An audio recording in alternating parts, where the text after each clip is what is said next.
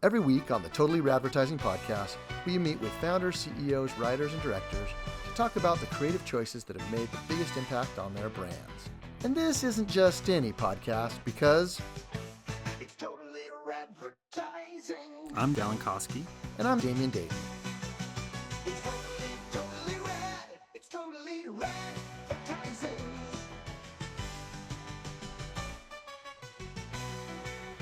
Welcome to the Totally Radvertising podcast. I'm Damian, the creative guy, your host, joined by Dallin Koski, my co-host, our performance guy. And today we are joined by Colby Bauer, founder, CEO of Thread Wallets. Would you tell us, for those at home who have been living under a rock and don't know what Thread is, tell us what Thread is and what you do.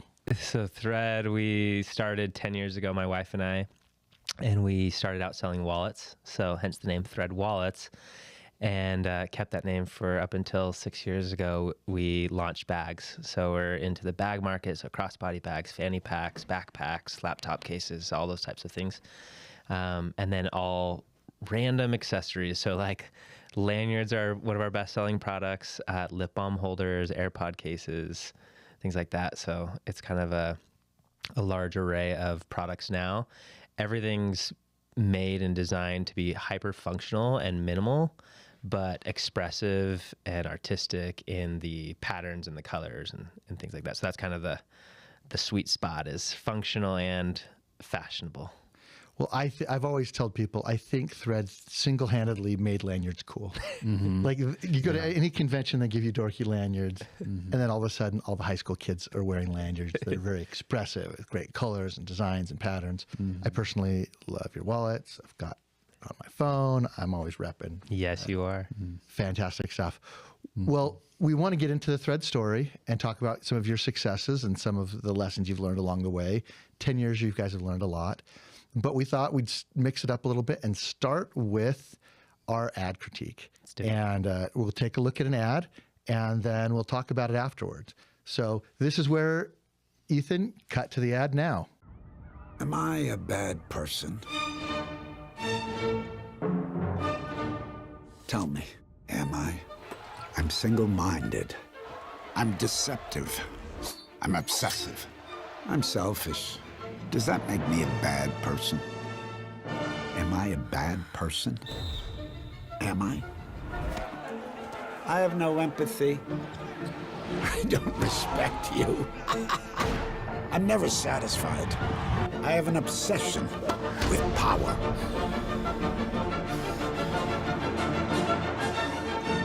I'm irrational. I have zero remorse. I have no sense of compassion. I'm delusional. I'm maniacal. You think I'm a bad person? Tell me. Tell me. Tell me. Tell me. Am I? I think I'm better than everyone else. I want to take what's yours and never give it back. What's mine is mine, and what's yours is mine.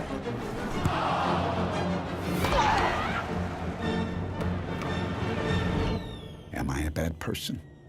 Tell me. Am I?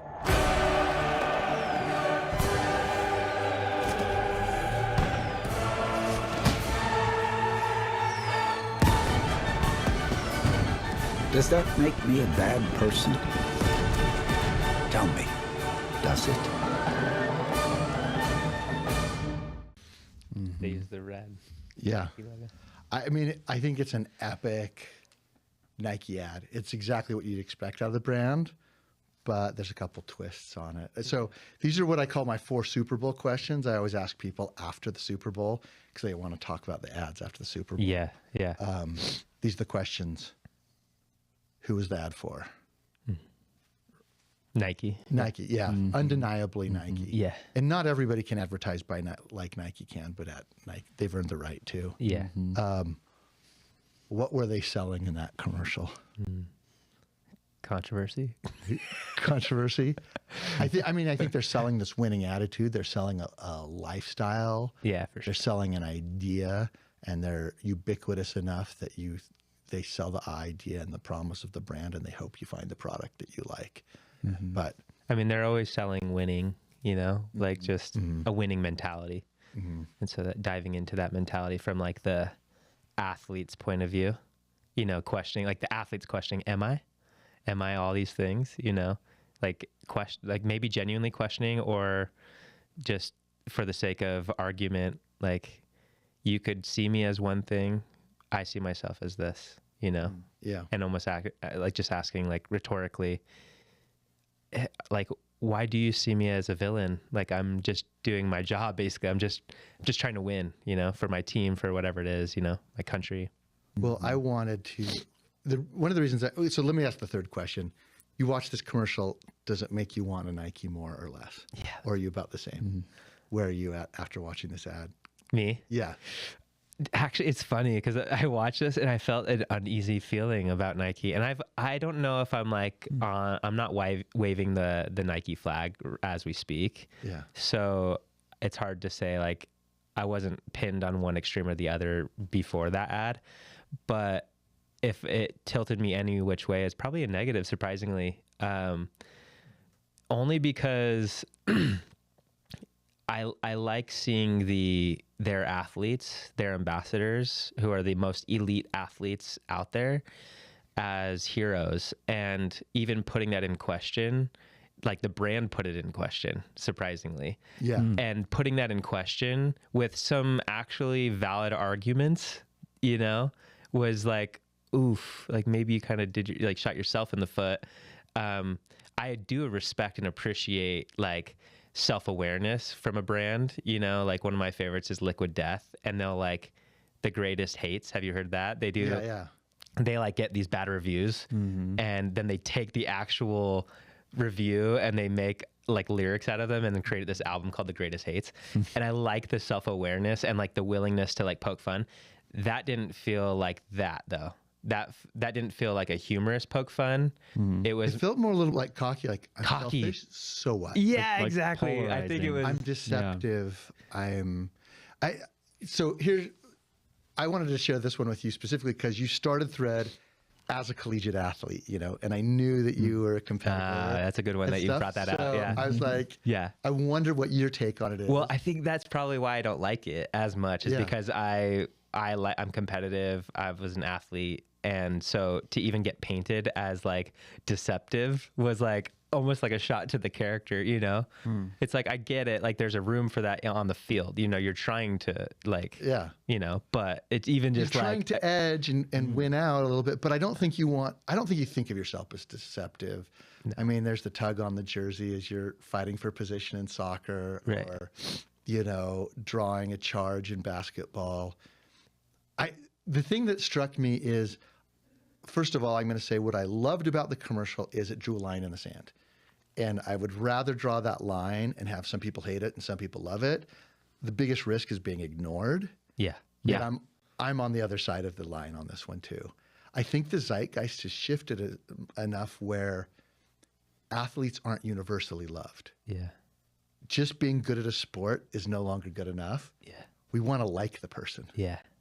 And we want to feel like, that's a good guy. Like, what I like about LeBron is the way he's involved in his community. Yeah. And that wouldn't matter if he didn't dominate in basketball, if he wasn't a great basketball player. Yeah.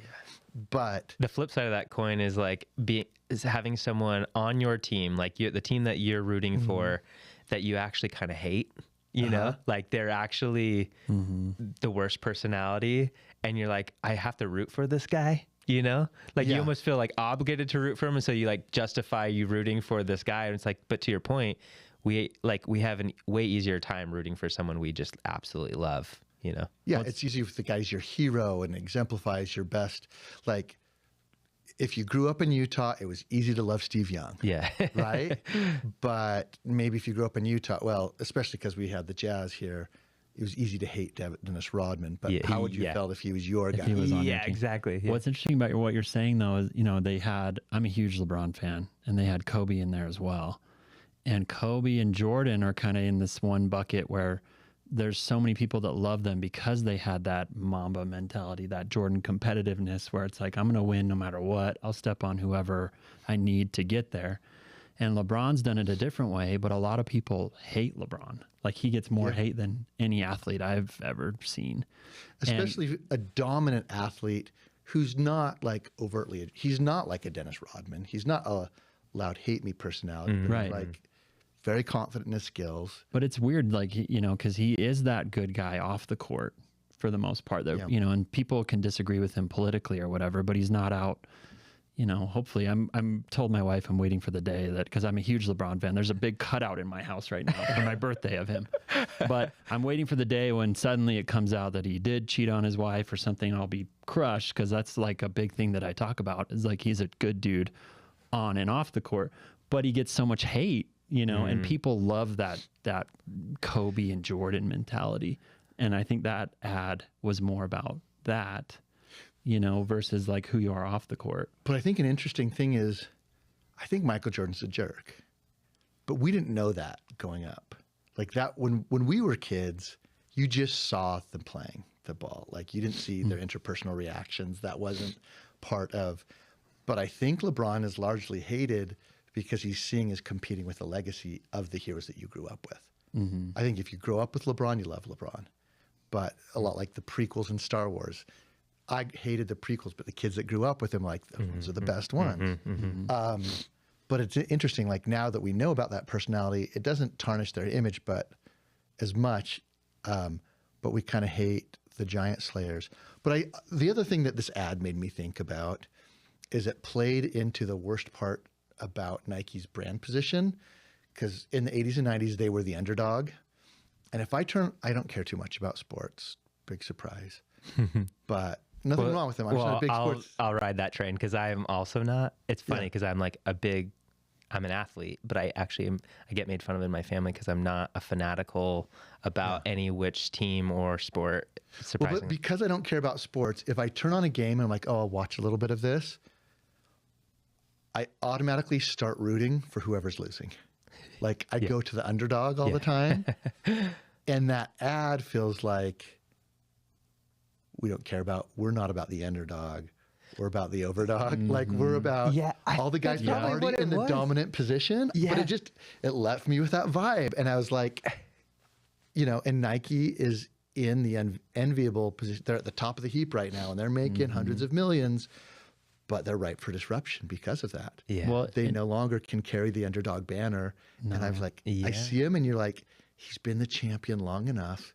I kind of want to see him knocked off the pedestal. Well, it's interesting too, because I do feel like this ad was perfect for Nike. Because you remember we were doing something for, just working on the business, and we kind of were reviewing like what is Creatively's kind of like mantra, what is our, we're kind of building like our brand ethos. And the one of the examples we reviewed was Nike's, and their whole like motto or whatever, kind of their ethos was beat Adidas. We're gonna kill Adidas. Yeah. Phil and I wrote down like 20 things, and one was like beat Adidas. And so I feel like this ad is just perfect for that. Like we're gonna win. You know. Well, it's just true to who Nike is. But that mantra of beat Adidas is a lot more interesting when Adidas is the giant. Yes. And when Adidas is the third or fourth place brand. Yeah. You feel like now you're bullying. Yeah. Now I don't know. That is. But you have a different take on it. Point. Did you love the ad? I do like the ad. Yeah, I do like the ad. It didn't make me feel, like negatively towards athletes. I think, to me, it was just like, man, they have everybody. Like they have the best in basketball and soccer, Ronaldo, Mbappe, LeBron, Kobe, Giannis, just Serena Williams. Like they just have everybody. Yeah. And so, it's just like, no matter what your sport is, if you're about winning, you wear Nike is how I, took it. I didn't miss, and I love Willem Dafoe, voice and everything in it. So I had more of a positive, like, I want to go to the Nike outlet right now and get some new shoes. I think to some of the points that you brought up, I think they leveraged the number of A+ athletes they have on their squad, and to get them all in one commercial. I love their approach to how they developed this idea. Right? Like, I don't know what that room would have looked like or who had the initial idea, but they go, my thinking is like someone goes, hey, we have 30 of the best athletes in their domain. How do we highlight them?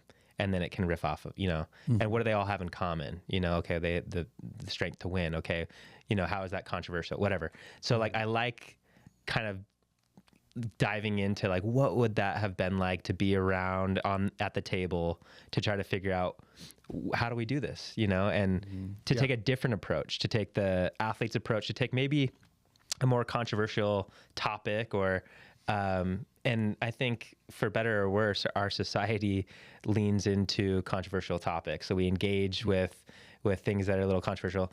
And so I think from a psychology standpoint, Nike crushed it. Like I'm sure looking at the performance, they probably had a ton of engagement, and then the people who were the loyalists, the people who stood on the side with Nike became more Nike because it's like, and then, but they drew the line in the sand and they said, you got to pick your side and then let them kind of go to war with each other. Yeah. I like when you're developing an ad idea or any sort of brand or marketing, to have something that's like, get your loyal followers to fight for you. And then you have, like that's, Go to the comments, that's baby. a good, that would be a good intention. Right. And so I do like that alongside the aesthetic, that like the voiceover, the Beethoven, like the story arc of, questioning to like triumph, I do love Well, they how they did it. Yeah. As an agency, first of all, I can see the room where that was pitched. I think only an agency like Wyden Kennedy, which I'm guessing did this, and a brand like Nike can pull it off. As soon as they said like, I'm deceptive, they're like, we can't say that. Can we say I'm deceptive but fair? Like I can see the way I can see a way a committee would like shave off all the interesting parts of that ad. All the things that we fought about. And like, I'm glad. So for me, and from an agency standpoint, I think it's totally a win. Being bold. For me as a consumer personally, which I know I'm a fragment, it's a miss for me. And that's why I thought it was an interesting ad, because I'm like, oh, I respect these 10 things about it. But everything from Willem Dafoe to Beethoven, just like, oh, we're gonna have the greatest voiceover. We're gonna have an Academy Award-winning actor do our voiceover. We're gonna have the greatest musician of all time. We're gonna have the greatest athletes on the court now and in the last 10 years. We have all, but I just also finished Shoe Dog, and he talks out in the early days like we couldn't afford any athletes, and we wanted them to choose us because we were the best shoe, not because we could afford them. That's not the case, and now they're Phil flipping Knight has the turned script me against them. Nike. Well, so like I am a Nike fan when I read Shoe Dog because they were the underdog. You're reading it from the underdog story. Even like Steve Prefontaine, one of their first athletes, he was shorter, and he ran, so he had shorter legs. He wasn't like the same build. He was from some random place on the coast of Oregon, so just like a no-name high school, recruited to Oregon State or University of Oregon, and so Steve Prefontaine is an underdog, and he's gritty, and so you're fighting for that, like for them, but it is weird when Nike rises to the top and no longer are they telling the story of the underdog, even though a lot of those guys that we just saw the clips of could have been underdogs and they could have told any one of their stories to like rally the underdog story. I don't think it's almost like they don't have the authority anymore because everyone knows they're not like Nike isn't the underdog anymore. Like they're at the top. So, well, and to my patron saint's point, this is who they are, and they're doing it on purpose. They aren't the underdog, and that would be false. And this is who Nike is now. But it does beg the question, like, could they still be the underdog? Well, and it's interesting too, like what you said, they started out that way, and then they built their business, kind of with that chip on their shoulders, being the underdog, and now it's the sort of, it's the script's reversed.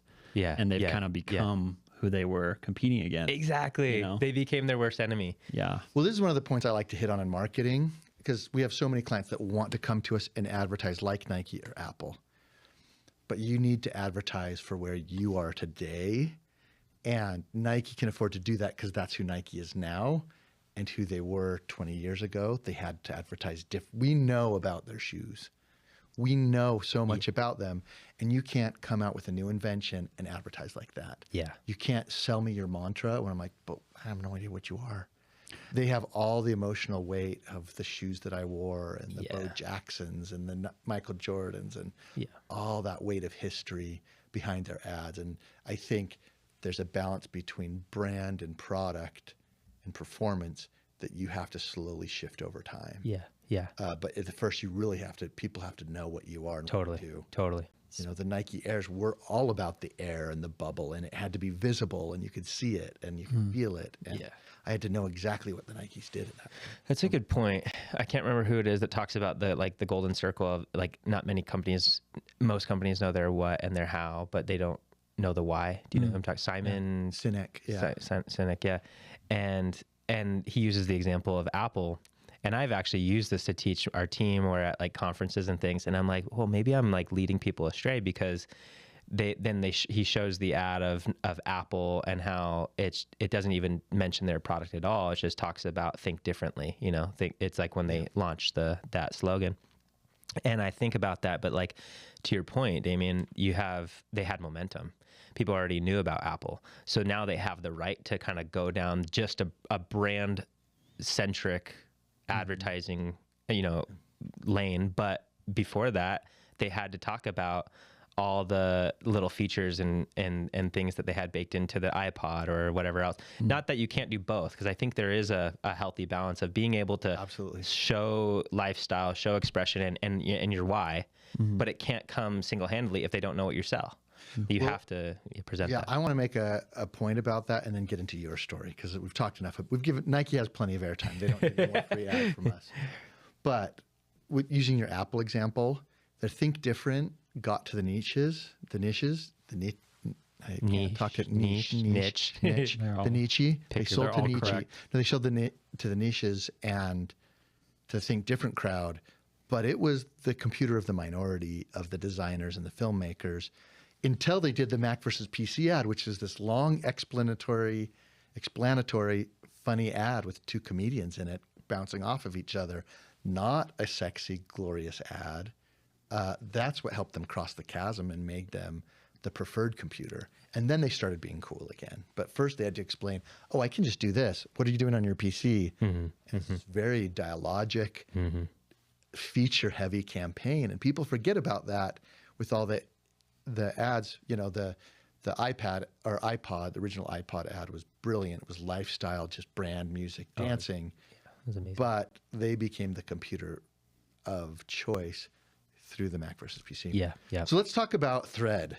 And when you started out, what were the first creative choices that you guys made and performance choices that you made that started giving you a momentum? I happen to know your story and noticed, you guys just started selling at farmers markets in Hawaii, and you were making them in your basement and sewing them in your spare time. Yeah. If you take it back that far to the farmers market era, where we didn't have ads, we didn't have a social media presence, there wasn't any of that. So it was validation for the product first and foremost.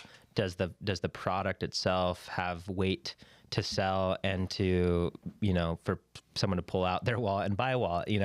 Do they actually does it have enough value aside from just the aesthetic, the expression side of things, but the functionality of the wallet, does that make sense? Before we dipped our toes into any sort of advertising or branding or anything, that was the first step. Once we had validation on the product, then it became fun, because then it was like, okay, how do we really disrupt this category? And it was the wallets first, right? Wallets first, yeah. And so if you go back to 10 years ago, even 20, 30 years ago, the same wallet existed. It was the George Costanza wallet that everyone, every 80s dad carried around with tons of receipts and pictures and things. And that's all you could really find for a long time. And then there was this, watching closely to Kickstarter campaigns, I saw that some of these minimalist wallets were actually starting to come out. And you started to see, people are actually wanting something more functional, something that's not going to break their back, And all of these minimalist wallets, these projects that I saw, even though there were few, they were just focused on the function of it. They just kept harping the function and the difference between this George Costanza wallet to this very minimalist wallet. And what I thought was where we could disrupt is similar to, there was a brand at the time that caught my eye called Stance Socks. And Stance did the same model, and they didn't invent it. There's plenty of brands that have come before them that did this as well. But ultimately, they took a boring category and they pumped life into it and disrupted it completely. Like, did everything totally different. While every company that was selling socks, they were zigging this way. stance zag this way. And that was really, I watched them grow. I follow them on social media. I saw them in stores, and I go, that's exactly what I want to do with the wallet category. And so what did that take? You know, it took more than just designing and developing a good product. It took, let's create a beautiful aesthetic. Let's create a lifestyle around this. Let's create a mantra. Like, let's actually, it's more than just the function. There's the fashion. So it's like, even the product itself has to be functional and expressive. The brand itself has to be functional and expressive. So, you know, we're talking in the podcast a lot about just creative and performance, and I hadn't thought about this, but the creative in your product is at least 50% of your marketing. You know, I've often said, like, my biggest wish with Pillow Cube is I wish people could sleep on them in public. But like, you go to any college around here and you see the lanyards hanging out of everybody's pockets. You can immediately tell it's a Thread product. Immediately, yeah, it markets itself to some. But and also I know, because I followed some of your influencers, you didn't go to lifestyle influencers. You went to artists like Jack in Hawaii. Jack Soren. Yeah. Jack Soren, who has awesome graffiti art, and Right. you went to artists and surfers, and you really picked specific niches. Yes, very intentional about the aesthetic. In terms of ambassador, how we select those, we thought in terms of like, okay, if Thread was personified and was a human and walked through the door, what would they look? What would they act like? How would they approach people? What are they wearing? You know, all these things. And so we call them our thread heads, these ambassadors that were basically the face for our brand. They personified what the brand entailed. But then we also, so that was the expression part of things. And so even with Jack, like, those collections didn't sell that great. Surprisingly, it was more of a brand play. It was more of a disruptive aesthetic play. But we also had a company that with influencers that actually performed, you know? So there was the function part of that, which was people like Haley Devine, so to speak. Like, that was 10 years ago, 9 years ago, and she posted, and all of a sudden sales skyrocketed because she has true influence in that fashion world. And you might call, you know, some might say Haley was, you know, maybe vanilla or, you know, like basic, whatever, in a negative connotation, but she has a loyal following and people, And a broad following. and too, a so she was very able broad to reach following. a lot of people. Yeah. So Was that the first piece of creative that took off for you? That So- really grew. Yes. So within the first 2 years, our only marketing really, like truly, was like, let's give away as much free product as we can to everyone, you know. So we would show up at, you know, events or restaurants and do these little pop-ups and just give away product. We just, to your point, it's a walking billboard. And once you have it and you truly love not only the look of it, but the function of it, you tell your friends. You put it up on the counter when you're at a restaurant, people ask about it, you know, so it's a viral effect. So our thought was, let's just get it out there. But then very specifically giving it away to these influencers without any strings attached. And this, keep in mind, this is the golden era of influencer marketing. It's the wild, wild west. Nobody knew what to charge. It was crazy. So we actually didn't have money to pay influencers, and they weren't getting a ton of brand deals at this point. And so what we just said is, we'd reach, Mackenzie led this charge, and constantly, like all day, just scrolling through, screenshotting Seeding product. and then sending product the next day and saying, hey, just reaching out. We love what you're doing. Like, we love your feed. We love what you stand for. We wanted to send you some product. We just started this brand. We'd love to send you some stuff. Could you send us your address? 9 times out of 10, people are, you know, responding with their address. They're not responding with, oh, by the way, it's going to be $1,000 per post. It's like, they oh, would that's now. cool. I want one of those. Yeah, exactly. And they like to look cool, right? Like, any influencer just loves to say like, hey, I got this for free from a brand, you know, this brand sent this to me, you know, there's that element. So anyways, we just sent out tons and tons of product. And if they posted, they posted. If not, they didn't.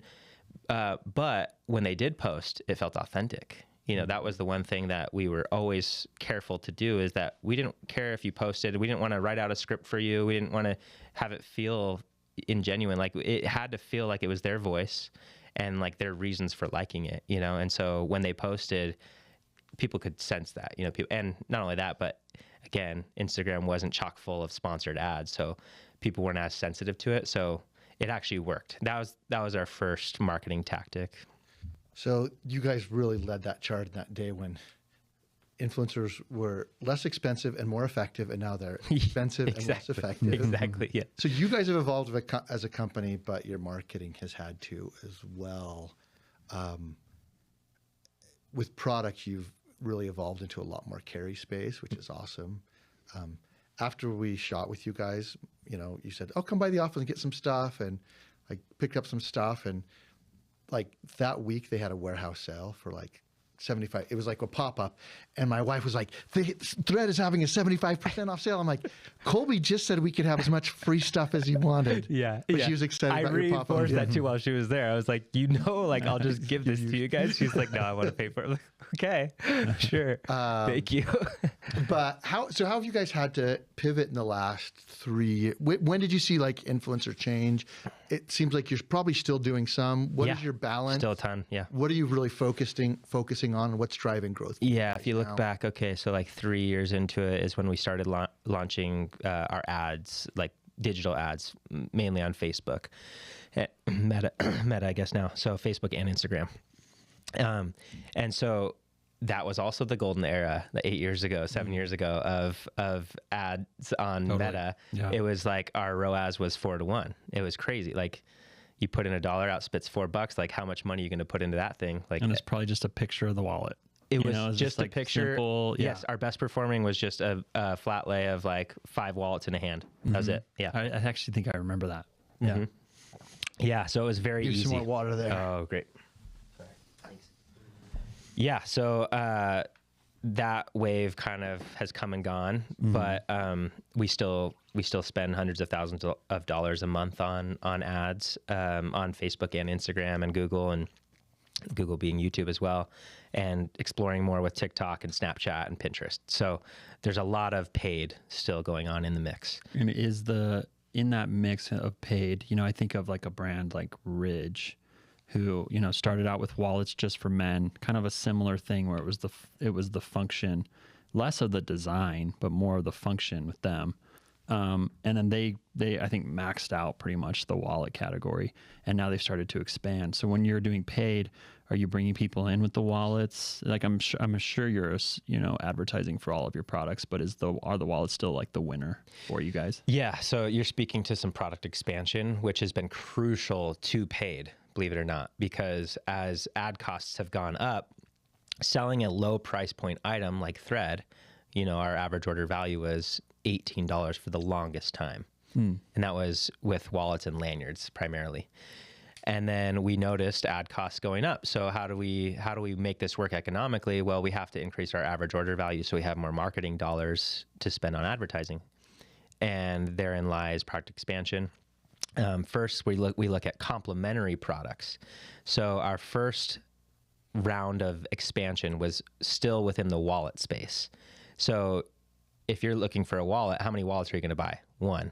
So you're basically like, you're competing against yourself in a way. So how do we introduce products that are more complementary, like the "do you want fries with that" mentality? And so we introduced the lanyards. We explored wrist size, neck size, a keychain clip. And then we said, we want to own anything on the keychain because we're already on the keychain. So how do we own what's on there? So we looked at, okay, what are people carrying? AirPod cases, chapstick. Yeah. People were stuffing their chapstick into our wallets. And so we go, okay, we'll just make a chapstick holder. So if you look at the pie of even right now, 10 years later, 60% of our sales come from what we call the trifecta, which is a wallet of choice, a lanyard of choice, and the lip balm holder. Got it. So just those 3 products make up 60% of the pie. The other portion comes from either the other alternative wallets that people choose or bags. So we've introduced the crossbody bag's been huge. I'm seeing them everywhere right now. So that trend hit maybe 4 years ago, and so we launched was it 4 years ago? Yeah, we launched the crossbody bag alongside the fanny pack, and it has some unique functionality to it that's fun, and then also just playing in the role of expression like we always do. Mm-hmm. Well, where you have a product that has a creative element to it, you're not just relying. I've seen some stuff you've done in-house, and we've done some stuff together. What have you had to do as far as what storytelling and messaging have you had to accompany? Because you're no longer selling just a minimalist Yeah. wallet. What has worked for you in the Okay. storytelling realm? That's a very good question, because I think one thing we've done really well all the time, this is going to be followed up with something we've done really poorly. Okay. We've done vanity marketing really, really well, meaning we can make things look really, really pleasing to the eye. We're very good at dressing things up and making it look pretty, whether that be the product itself, the product image, the video, the ambassador, the photo shoot, the website. Everything is done really, really well, right? Like the quality of creative is there. But one thing we saw shift with just the nature of how people are behaving and consuming content, you actually don't want to be all dressed up and perfect, because people are seeing right through that, and the moment they feel like they're being sold to, they keep scrolling, you've lost them. And so how do you sell to somebody who doesn't want to be sold to and has developed a very sensitive eye to knowing when they're being sold to and not, And so it sounds like manipulation, because you're like, well, I still need to run a business. I still need to sell product, but how do I get my foot in the door so then I could actually just sell to them, And it's not like just posting a picture anymore. So creative has to change drastically. Yeah. So we approach this in a number of different facets. One was the creatively, we talked to you guys, how long ago was that? That was about 5 years. Yeah. So this was right when we started to see, okay, we need to mix things up. Let's test here.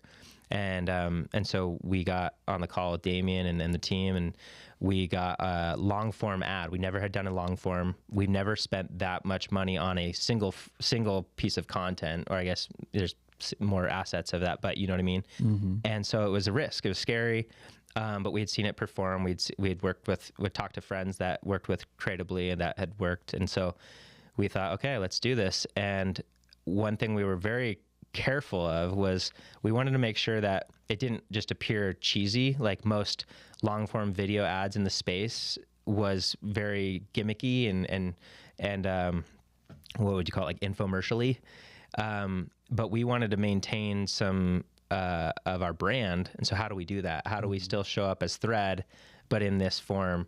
And creatively nailed it. Like Damian was the director and helped write the script and everything. And you, I feel like, found that, again, back to the function and expression, you found that perfect hybrid where it worked. And the ad still runs. We launched that on YouTube and across Facebook and Instagram, and it has millions and millions of views. It's top funnel. So, I mean, how much exposure we've got, the number of times people have said, oh, I saw your ad, that ad. It's like, it's endless, So it's done a huge lift for our brand.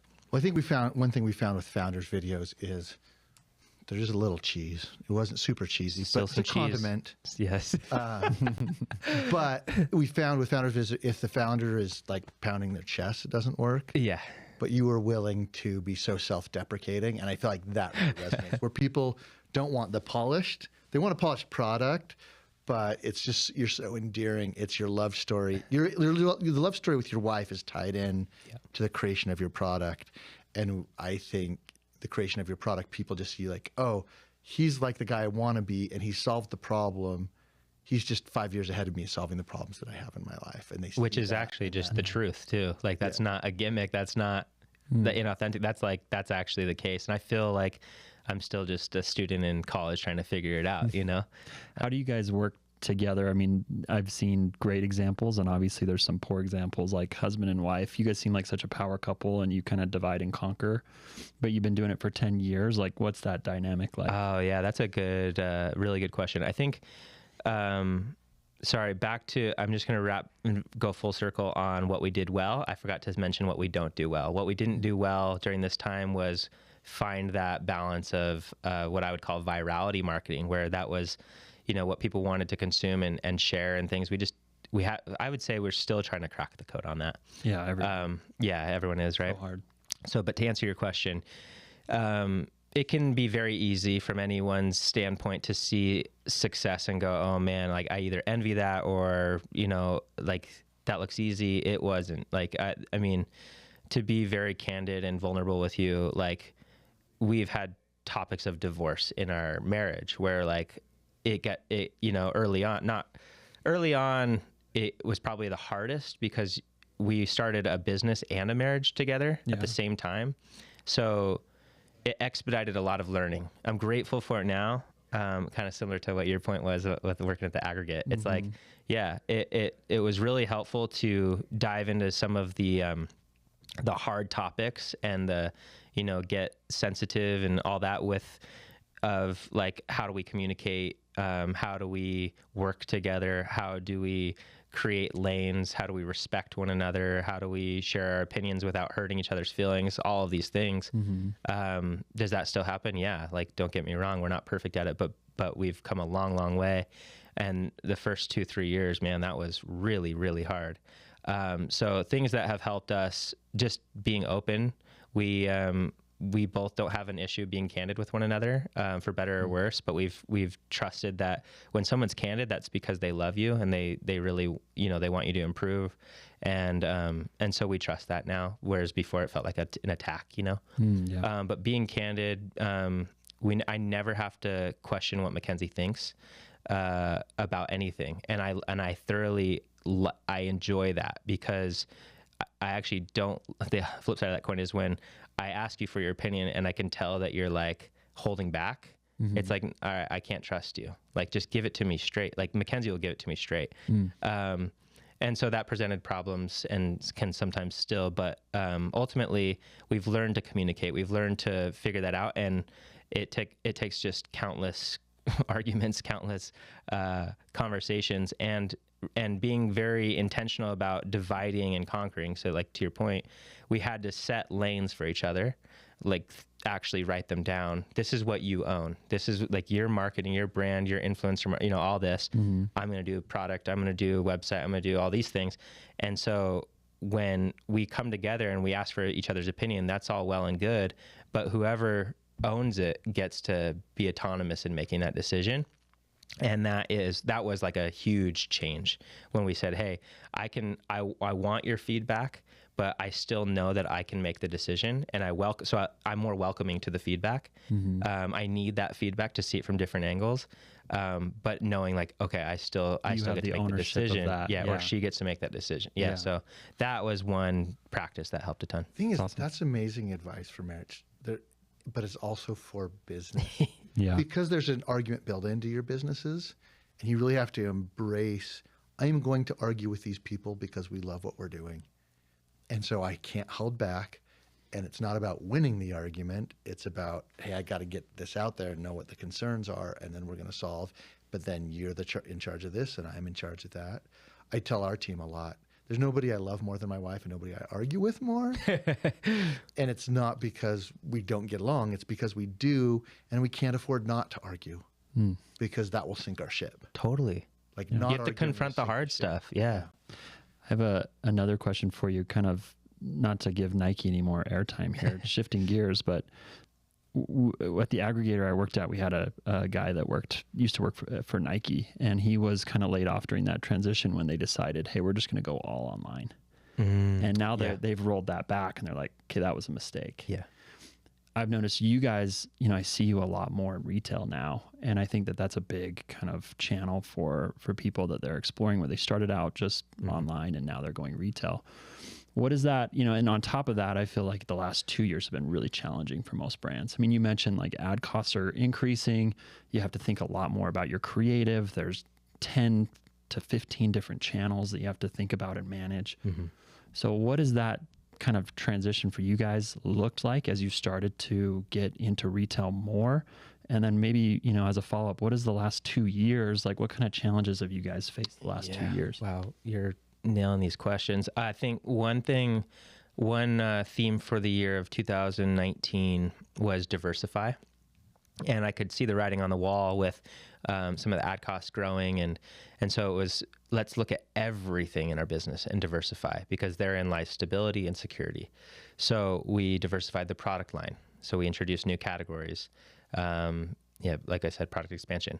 We introduced new sales channels. So we have 5 sales channels. If you include Amazon, 6, but, or maybe it's 5. So website, Amazon, wholesale. So that would be like selling wholesale into like Tilly's or Urban Outfitters, whatever. Owned retail, which is our owned and operated stores. And then we have our custom or corporate, where we sell custom products to companies. And so we introduced those during that time. We diversified our supply chain, so if you look back just in the last 4 years, how much that has saved us, quite literally saved us as a company.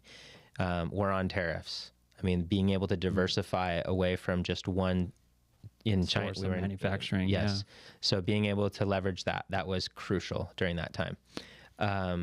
If you look at the state of wholesale or retail, we'll use that interchangeably. Retail during COVID, it was obsolete. There was none. Nobody was shopping. So it became very e-commerce heavy, and that was a saving grace. Flip the script 2 years later, 3 years later, we're like, not many people are buying. Well, I should say macroeconomics, there's buying behaviors shifting online. And so wholesale actually has saved our business. You look at just being candid with some numbers just for context. The last 2 years, we've been down 60% online, but we're up as a business because of wholesale. Wow. Well, and you also have been very intentional with your wholesale / retail efforts. Most entrepreneurs that I know, once they get success in D2C, they're like, the next thing they throw Hail Mary, like, oh, if we can land a Costco or Walmart or a Target.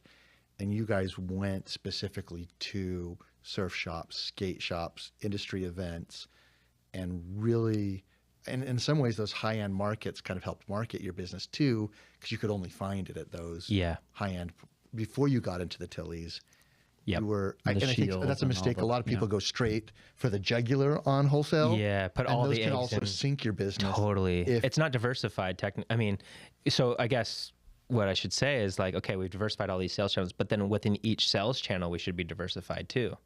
So in wholesale, we had to take the approach that, okay, we're not just going to put all our eggs in a big national account like Target or something, because that's not diversified. That can come and go. And we saw friends that do that. You know, they sold into Costco. Costco denied the order, and now they're up a creek without a paddle, held with all this inventory. You know, it's like, oh man. So how do we diversify? And we thought the most security is in quantity to start, and just spreading it as wide as we can, and then we'll go deep. And then, so that was the approach. Like Damian said, we went to like surf shops, boutiques, skate shops.